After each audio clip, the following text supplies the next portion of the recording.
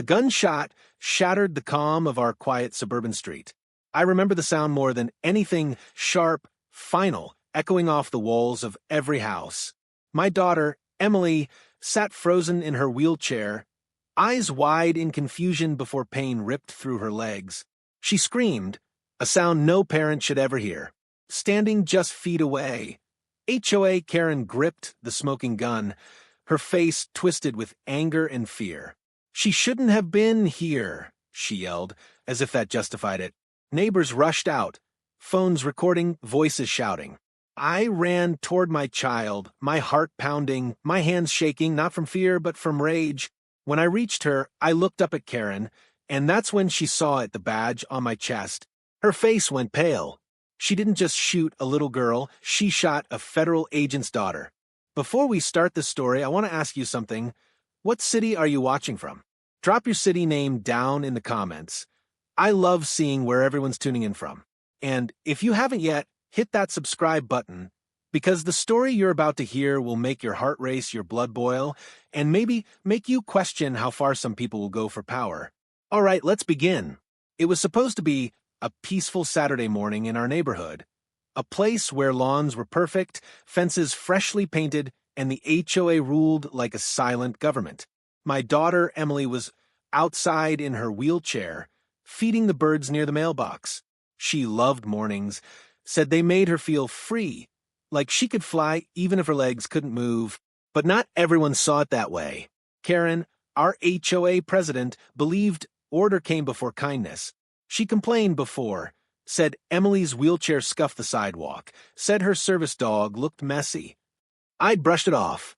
You try to stay calm, protect your kid, keep peace. But that morning, something snapped in her.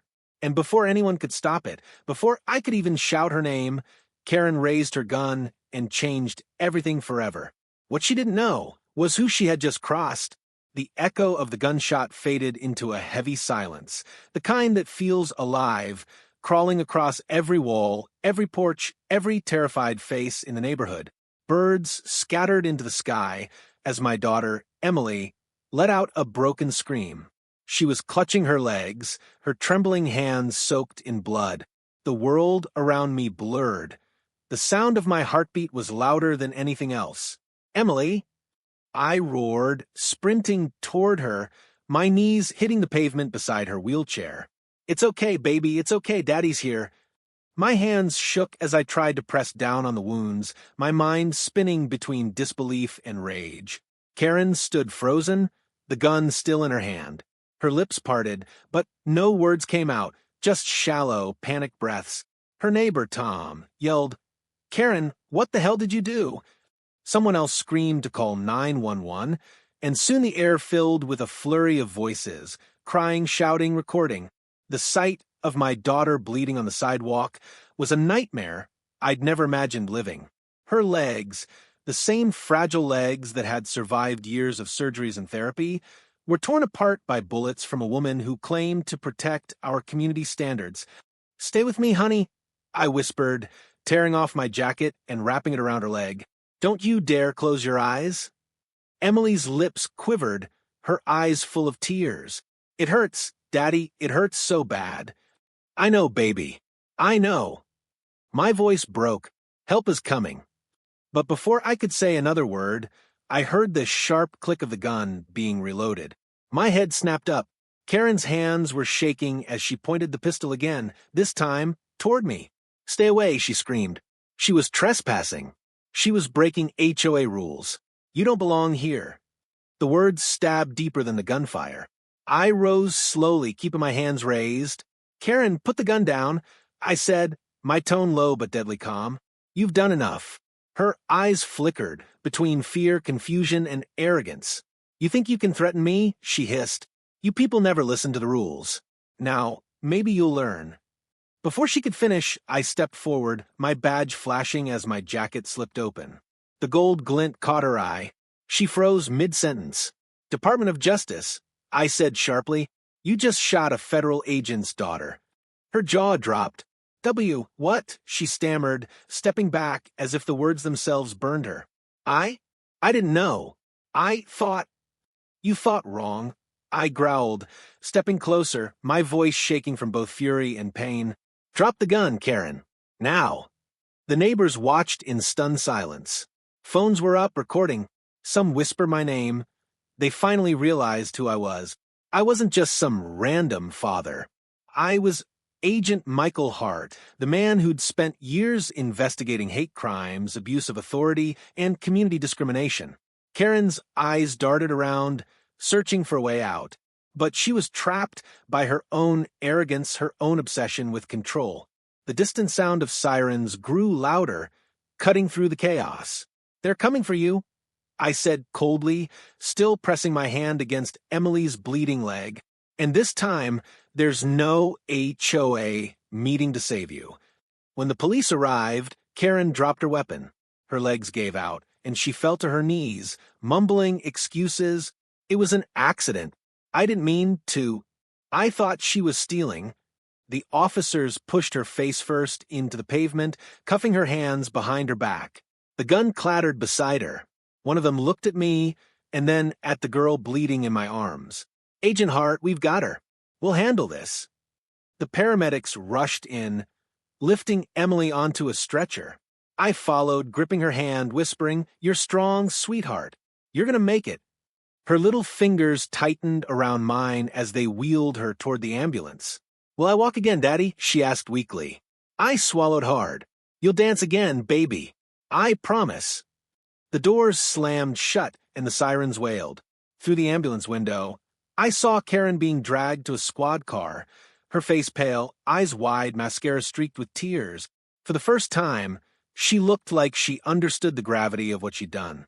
But what she didn't know was this wasn't over. I wasn't just going to let justice run its course.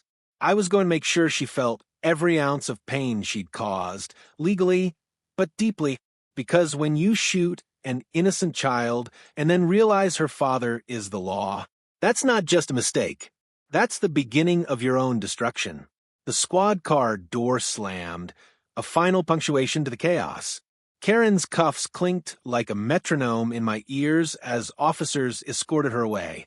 She kept sobbing, mouth moving with fragments of excuses that meant nothing now.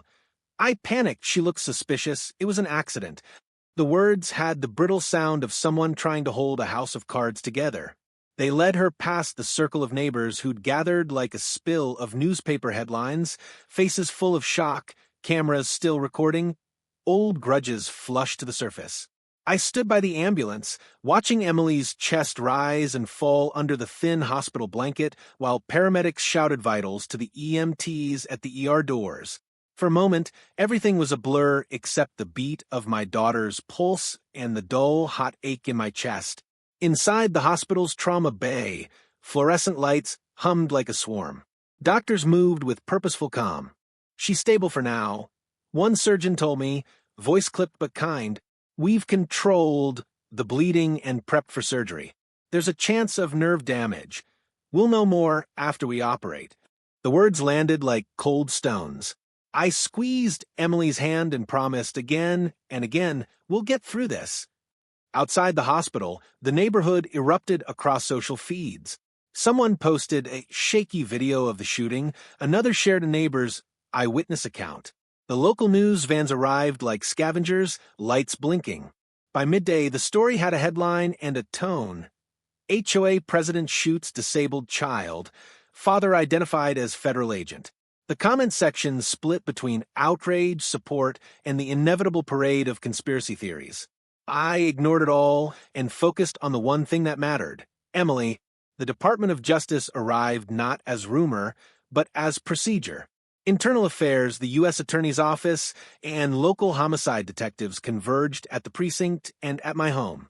I answered their questions with the careful distance of a professional and the ragged edge of a father. "Agent Hart, any prior encounters with Karen Whitmore?" Detective Alvarez asked, flipping through a stack of incident reports. "Yes," I said.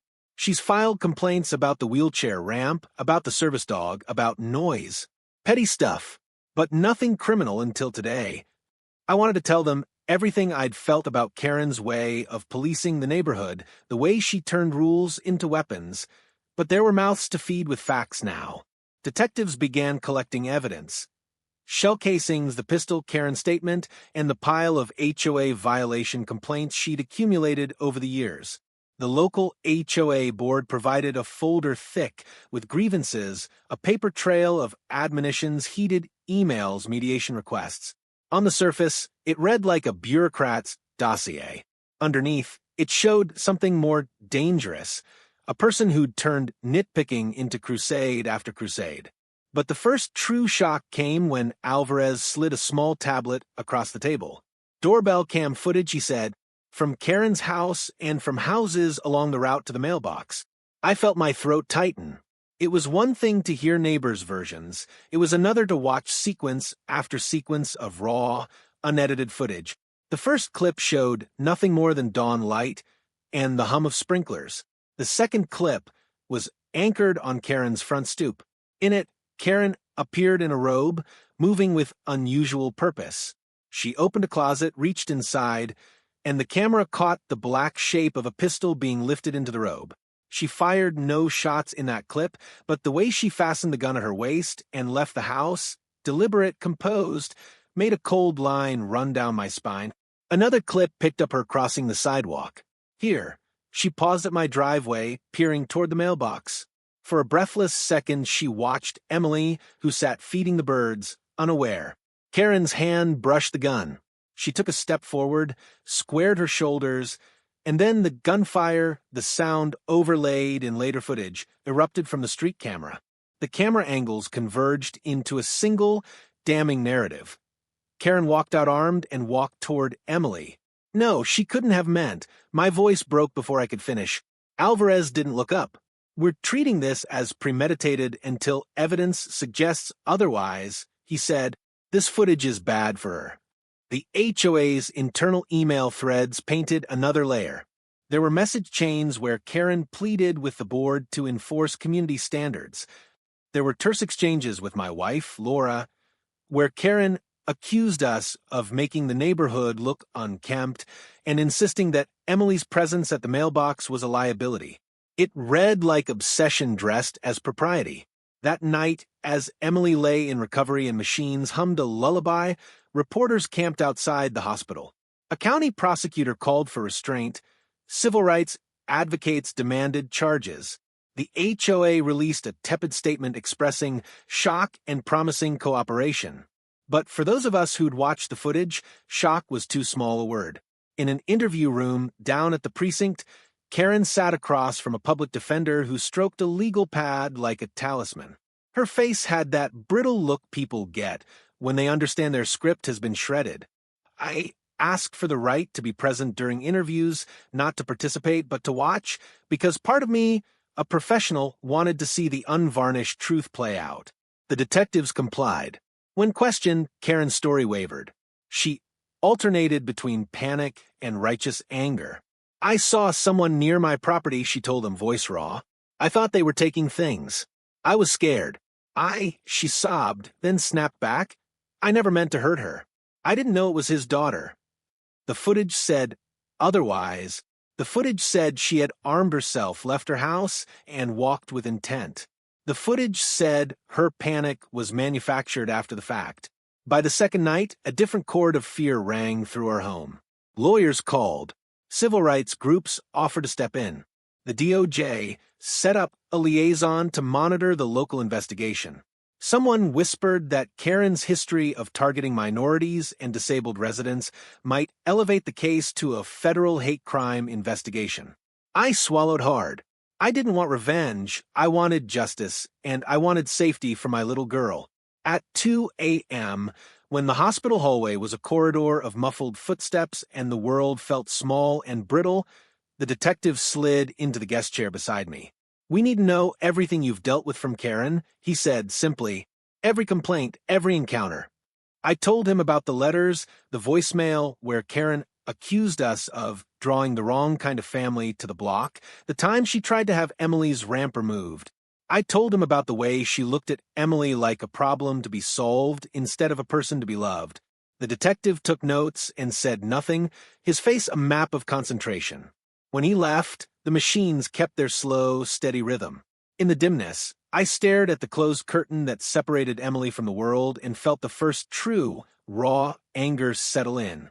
Karen hadn't merely snapped, she had stalked herself into a role that allowed her to weaponize rules. The footage was a first crack in the facade. This wasn't a mistake, the evidence suggested.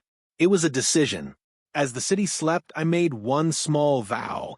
Whatever came next, legal fights, public battles, lawsuits, and indictments, I would carry them out the way. I carried every case at work, with relentless attention to detail, and with one unwavering aim, to make sure my daughter never had to be afraid of the people who were supposed to keep our community safe. And yet, even as I planned, a colder thought emerged, uninvited. If Karen was capable of walking out with a gun, was she acting alone? Or was there someone else, someone pulling at the strings of the neighborhood's petty tyrannies? The footage hinted at premeditation, but it didn't explain motive beyond obsession. That question would lead us deeper into HOA politics, old grudges, and secrets some neighbors would kill to keep buried. 2 days after the shooting, the storm hadn't calmed, it had only changed shape. The HOA meetings were suspended, the neighborhood was flooded with reporters, and Karen's face was plastered across every local news channel. Still, something gnawed at me. The footage showed her actions, but not the why. Karen wasn't stupid. Controlling, yes. Arrogant, absolutely. But she wasn't reckless, not enough to shoot someone in broad daylight unless she had a reason. That's when Detective Alvarez called. "Agent Hart, we've uncovered something you want to see. It's not just Karen's ego. It's money. Money. That word never surprises me in my line of work." I drove straight to the station.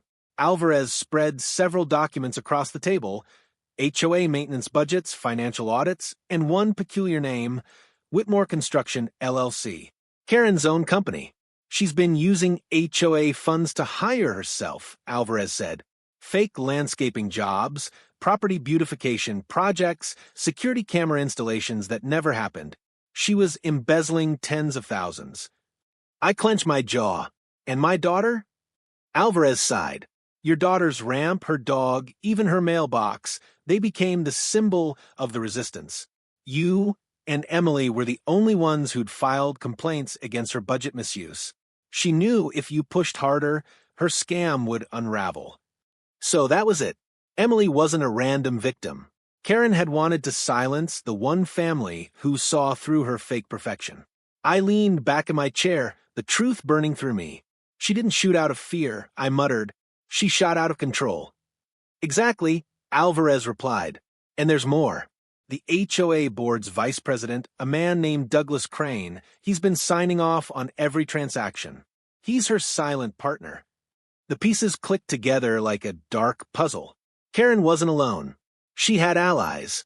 And now, she was terrified they'd turn on her. That night, I visited Emily's hospital room. Her legs were wrapped in thick bandages, the machines beeping softly. She smiled when she saw me, weak but brave.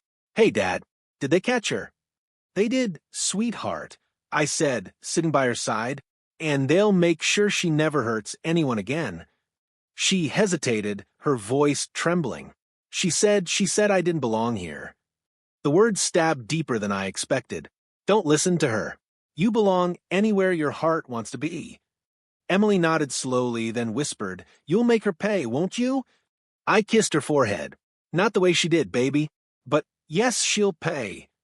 The next morning, I received a message from an unknown number.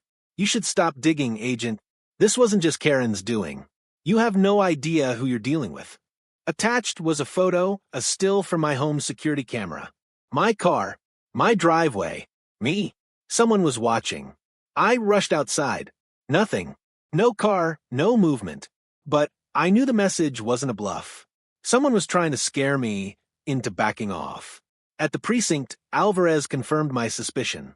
The HOA's lawyer received a call from Douglas Crane this morning. He's vanished. Cleared out his bank account. His phone's dead. "Because he knows we're closing in," I said. That night, I opened my laptop and began piecing together a case file, evidence logs, Karen's financial records, HOA voting tallies. The deeper I went, the more tangled it became. Karen's company had connections to a local politician who'd quietly approved zoning permits for inflated community projects. It wasn't just about the HOA anymore. This was a web of greed, and my daughter had become collateral damage. Around midnight, my phone rang. Private number. I answered. Silence. Then a low, trembling voice. Agent Hart, it's Karen. I froze. How did you get this number? Please, she whispered. I didn't mean to shoot her. You have to understand they made me do it. My blood ran cold. Who? I can't say over the phone, she said. They're listening. They'll kill me if I talk. Please, you don't know what's coming. Then click.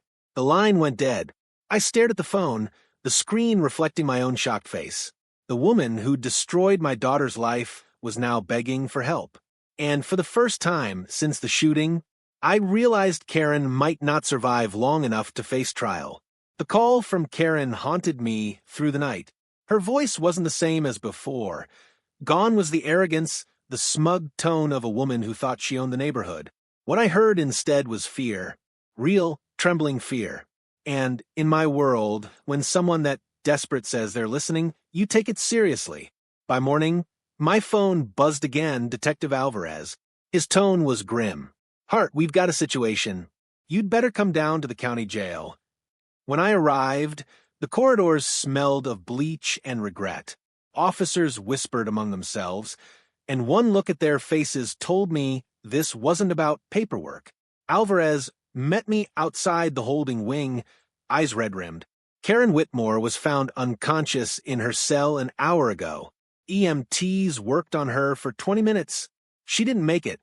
For a moment, I said nothing. I just stared through the reinforced glass at the shadowed hallway beyond. Suicide. That's what they're calling it, Alvarez said. But the bruising's wrong. The timeline's wrong. And the surveillance camera in her cell conveniently stopped recording 6 minutes before she hung herself.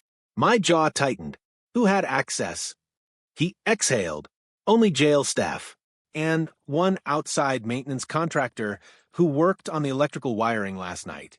I didn't have to ask who signed that contractor's authorization. The answer was waiting on the paperwork in his hand.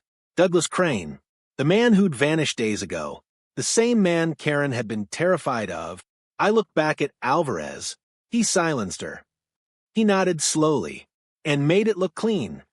Later that evening, I sat in the hospital room beside Emily's bed as she colored in a sketchbook. The faint scent of disinfectant mixed with crayon wax and the hum of machines. She looked up and smiled faintly. Daddy, did the bad lady say sorry? I swallowed hard. She tried to, baby, but some people realize too late what they've done. Her little hand reached for mine. Then can we go home soon? Soon, I promised, but Daddy has to make sure everything's safe first. As she drifted back to sleep, I checked my phone.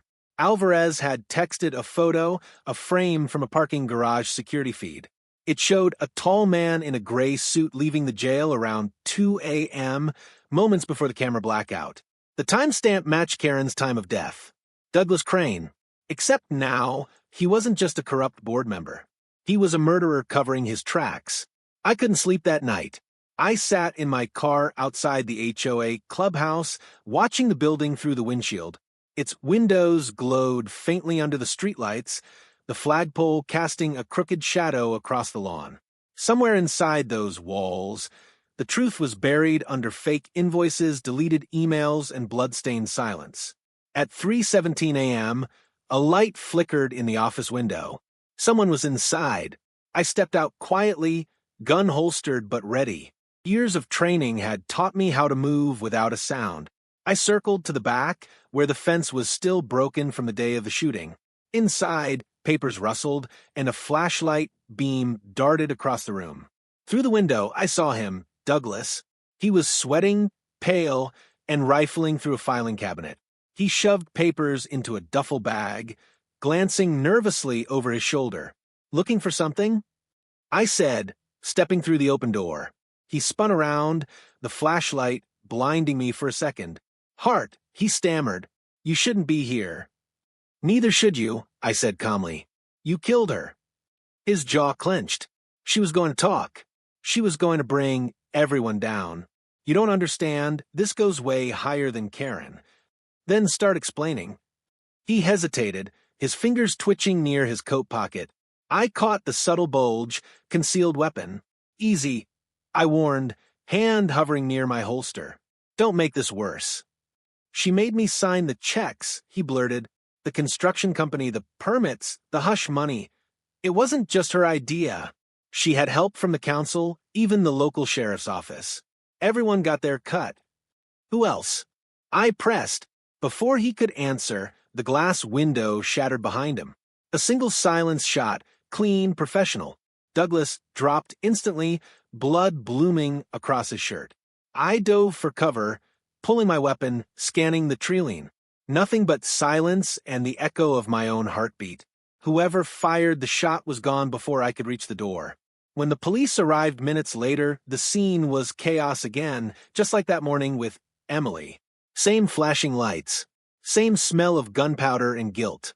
Alvarez looked at me across the yellow tape. You saw the shooter? No, but whoever it was knew exactly when to pull the trigger. We both knew what it meant. Douglas had been silenced, too. Now, there were two bodies, both connected to the HOA scandal. And the message was clear. Someone didn't want this truth to reach daylight. As dawn crept over Willowbrook, the neighborhood woke to another headline. Second death linked to HOA shooting. Vice President found dead in apparent robbery. Robbery. That's what they were calling it. I almost laughed. Back home, I found an envelope on my doorstep. No stamp, no return address. Inside was a single photo, a blurry image of Emily in her hospital bed, taken through the window. On the back, in neat block letters, it read, "Stop or she's next." My breath froze. I looked up and scanned the street. Every house looked ordinary, every window dark. But I knew someone was watching. This wasn't about HOA politics anymore. It was about power, corruption, control. And they just made the worst mistake of their lives. Because now, I wasn't just a grieving father. I was a hunter. The photo of Emily in her hospital bed burned in my hand like a brand. My daughter's fragile smile, captured through a window by a coward. My stomach turned cold. Someone wanted me silent, and they thought fear would do it. They didn't know me.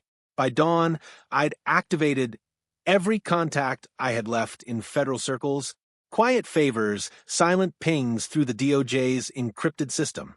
One of my colleagues traced the photo's metadata, hidden GPS coordinates.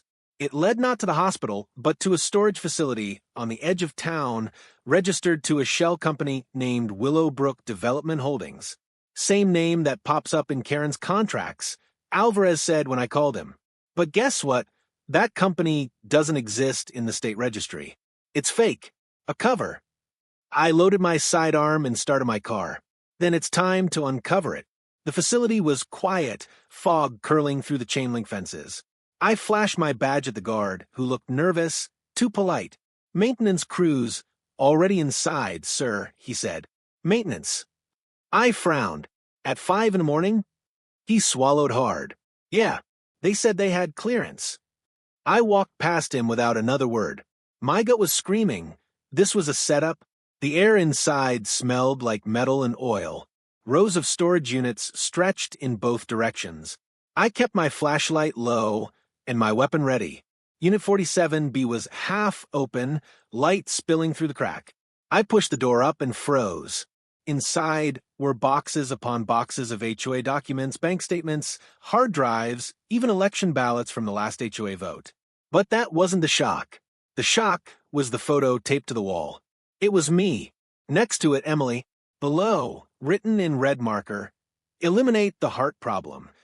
A soft click echoed behind me. I turned slowly. Step away from the files, Agent Hart. It was Sheriff Dalton, the same man who'd stood on my lawn after the shooting, shaking his head and muttering about accidents. His uniform looked perfect, but his eyes were dead. "So it was you," I said quietly. "You're the one who's been cleaning up Karen's mess." He smirked. "Cleaning up? No. Controlling it. Karen was useful until she panicked. Douglas was a liability. But you should have left it alone." He stepped closer, his gun leveled at my chest. "You think the HOA was just about lawns and fences? It was our front, a perfect way to launder city money through residential projects. You and your crippled kid ruined that. The word crippled hit like a hammer. I clenched my jaw. You shot Karen. She shot herself, he said with a smirk. That's what the cameras say, right? I took a step forward. So, what now, Sheriff? You kill me too? Plant a gun in my hand? Call it another accident? His smirk widened. Exactly. But before he could pull the trigger, a voice cut through the dark. Drop it, Dalton. Detective Alvarez stood in the doorway, gun drawn. The sheriff turned, fury flashing in his eyes. You followed him? I followed the evidence, Alvarez said, and your fingerprints are all over it. Dalton laughed, low and bitter. You think the department will believe you over me? You're nothing but a city cop out of his jurisdiction. Maybe, Alvarez said, but the feds will. In that split second, Dalton lunged for the switch on the wall. The overhead lights flared to life, and hidden in the rafters, I saw something gleam, a wired explosive device. Move! I shouted, diving as the world erupted in fire and sound. The explosion tore through the storage unit, throwing us both backward. Metal screamed. Concrete cracked. Smoke filled the air. I coughed, pulling myself from the debris. My ears rang, my vision blurred, but I saw Dalton crawling toward the exit, his face smeared with blood. I staggered up and followed. Outside, the night air hit like ice. Dalton stumbled to his truck, clutching his gun. Stop! I yelled. He turned, raised his weapon, and before I could fire, Alvarez's shot cracked the silence. The sheriff dropped where he stood.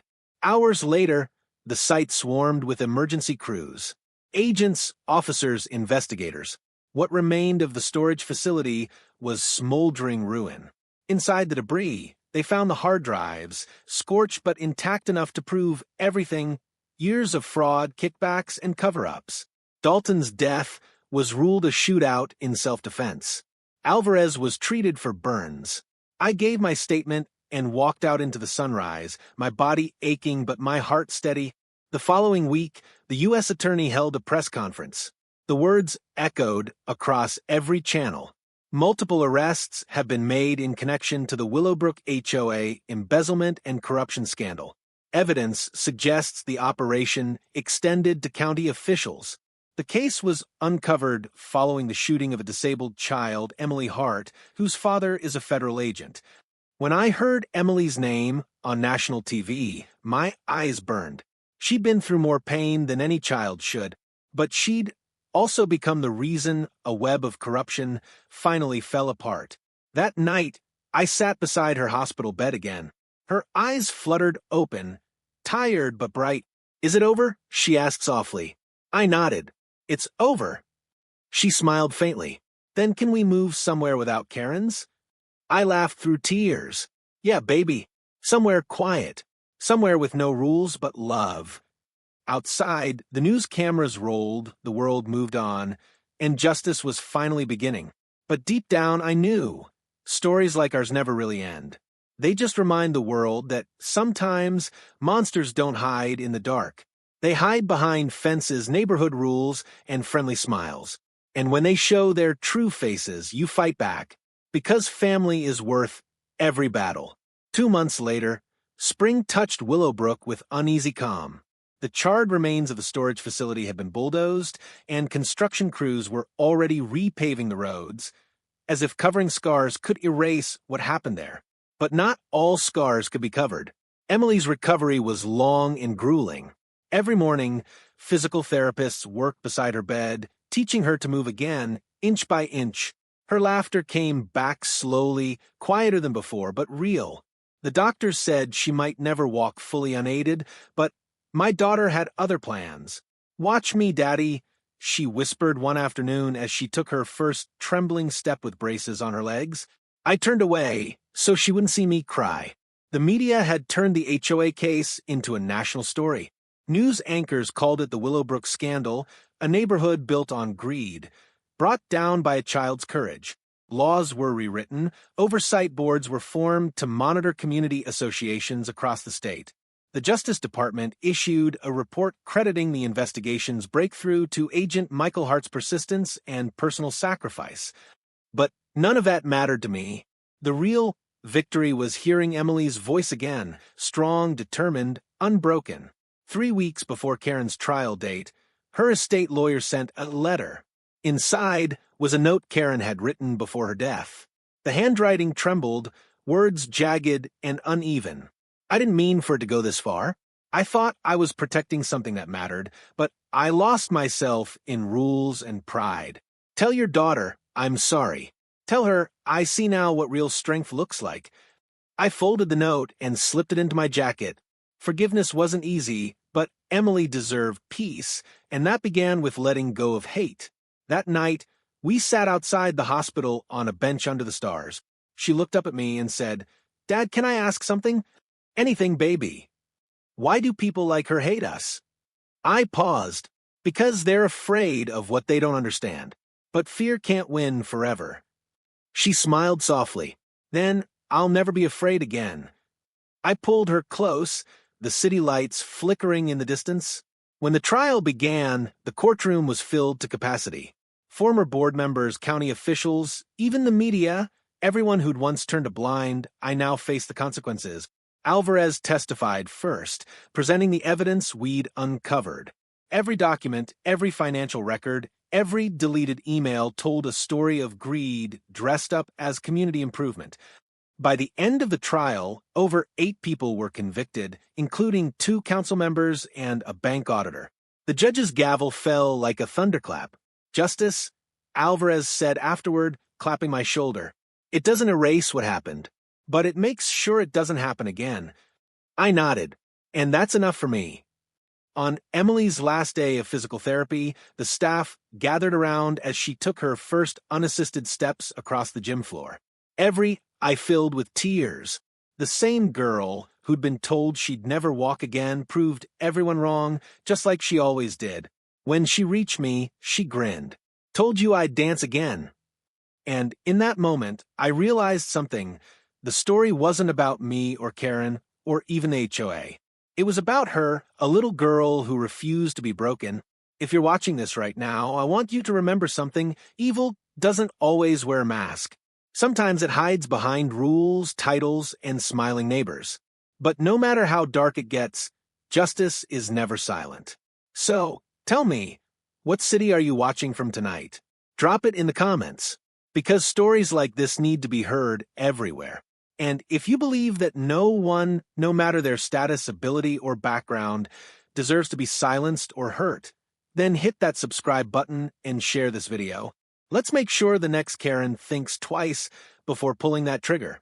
Because the world is watching now, and so are we.